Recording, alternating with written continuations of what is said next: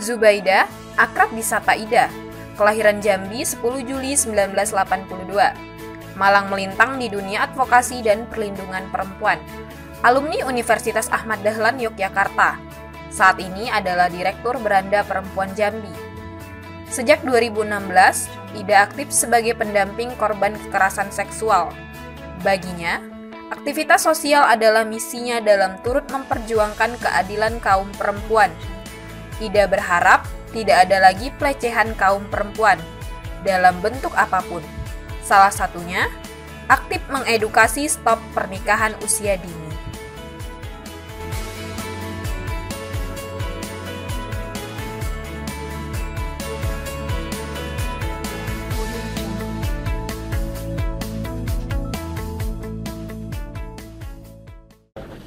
Assalamualaikum warahmatullahi wabarakatuh. Halo pemirsa dimanapun Anda berada, berjumpa dengan saya Sandra dalam Seputar Perempuan BTV Jambi. Seputar Perempuan adalah program yang menyajikan berbagai aktivitas kaum perempuan dan isu-isu terkini tentang kaum perempuan. Pada episode kali ini di studio sudah kedatangan tamu spesial kita Mbak Zubaidah. Halo. Tema perbincangan kita kali ini adalah stop pernikahan dini di tengah pandemi. Halo Mbak Ida, saya panggil Mbak aja ya Mbak? Ya boleh. Oke, apa kabarnya Mbak? Alhamdulillah sehat-sehat. Alhamdulillah sehat-sehat ya Mbak ya. Di tengah pandemi seperti saat ini tentunya kita harus selalu menjaga kesehatan kan? Ya. Jadi Mbak, di sini saya mau menanyakan, Mbak Ida kan saat ini merupakan pendamping korban kekerasan seksual. Bisa cerita sedikit nggak Mbak, bagaimana kerjaannya itu Mbak? Ya. Saya sebenarnya sebagai pendamping bersama dengan teman-teman relawan yang sudah bergabung di Beranda Perempuan sejak 2010.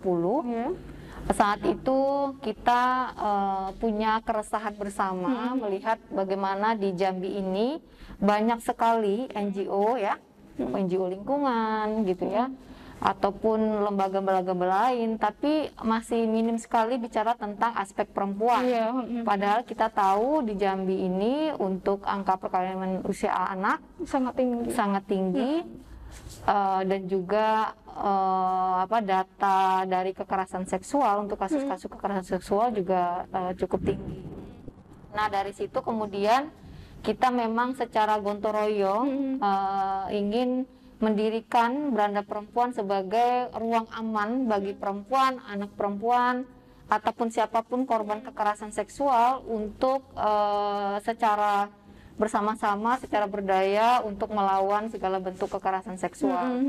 Nah dari situ kemudian terus berkembang dan semakin meluas sehingga kemudian kita juga membentuk sebuah aliansi yang namanya Save Our Sister. Save Our Sister itu adalah teman-teman dengan latar belakang yang berbeda, ada advokat, ada dosen, mahasiswa, korban sendiri, penyintas itu melakukan aksi-aksi kampanye untuk stop kekerasan terhadap perempuan. Berarti semua relawan itu tergantung dengan kapasitas ilmunya masing-masing ya Kak ya. Kita tugaskan sesuai dengan dia hukum, berarti dia masuk ke dalam ranah hukum gitu. Ya.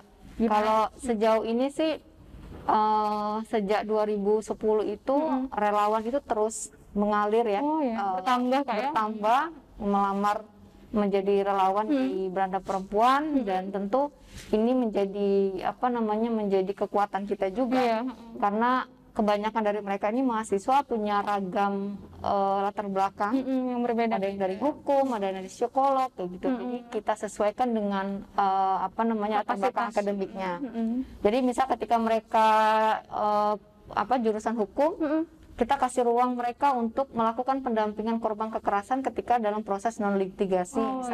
Terus ketika mereka jurusannya psikologis gitu ya, kita kasih ruang mereka untuk memfasilitasi pemulihan trauma korban. Korban. Kayak misalnya kemarin selama 2 tahun kita nangin kasus ada 6 orang anak korban yang mengalami trauma berkepanjangan, sehingga dengan adanya relawan ini semakin memperkuat dukungan terhadap korban dan keluarganya. Korban tersebut ya. Iya.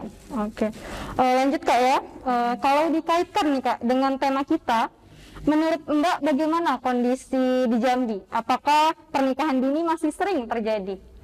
Kalau kita lihat dari data yang dirilis oleh BPS ya, untuk presentasi perempuan usia 20 sampai 24 tahun yang menikah sebelum 18 tahun itu di tahun 2019 itu sekitar 14,7%. Di atas rata-rata angka nasional Indonesia yang sebesar 10,2%.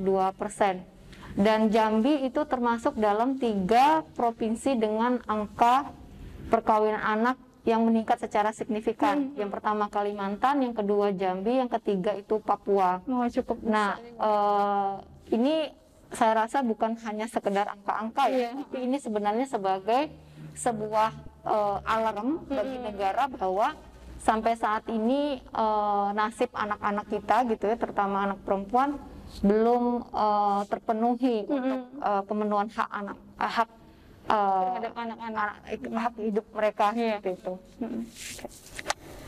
Pemirsa, jangan kemana-mana, kita jeda sejenak, stay tune di BTV ya.